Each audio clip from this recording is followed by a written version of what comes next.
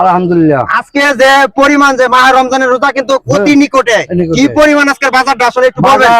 চায়নাটা হলো 10-11, যেটা সিকলেস লেবু 10-11 বাজার, আর নাম্বার হলো 10,000।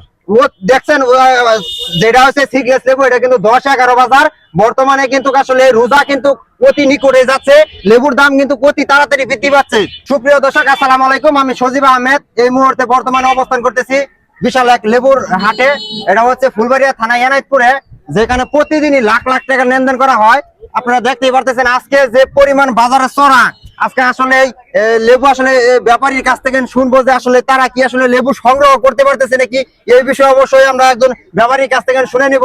অবশ্যই আপনার ধৈর্য সহকারে দেখেন কি কেমন। কিন্তু আসলে কৃষক কিন্তু লালে লাল হয়ে গেছে যাচ্ছেন।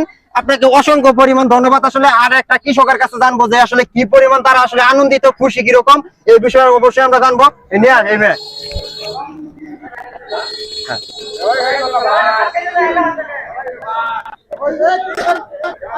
আসসালামু আলাইকুম।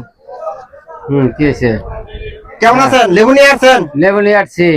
লেবু আপনার আজকে যে বাজারটা আছে মাহে রমজানের তো সামনে, এরপরে যে আজকে বাজারটা যে কিরকম পরিমাণ বাড়ছে একটু অবশ্যই একটু বলেন। হ্যাঁ, বাড়ছি তো, ডেলি 1000 টাকা বাড়ে প্রতিদিনই। শুনছেন আসলে প্রতিদিন একটা বস্তা দেখা, এই যে বস্তা দেখা, একটা বস্তা প্রতিদিনই 1000 টাকা করে আসলে বাজার বাড়তেছে। সামনে কিন্তু আমাদের রোজা, এর জন্য আসলে যে লেবুর দাম যে বাড়তেছে, এর জন্য কিরকম আনন্দ আর কি ফিলিংসটা আছে কিরকম নিতেছে? আনন্দ মানে খুশি, খুব ফিলিংস আছে আসলে। কৃষক কিন্তু খুবই ফিলিংস পাচ্ছেন, আসলে আনন্দিত। প্রতি বছর 1000 করে বৃদ্ধি পাচ্ছেন, আসলে লাভ আসলে বাজারটা উপরের দিকে উঠতেছেন। আমরা আরেকজন কৃষকের কাছ থেকে জানবো। আপনাকে অসংখ্য পরিমাণ ধন্যবাদ।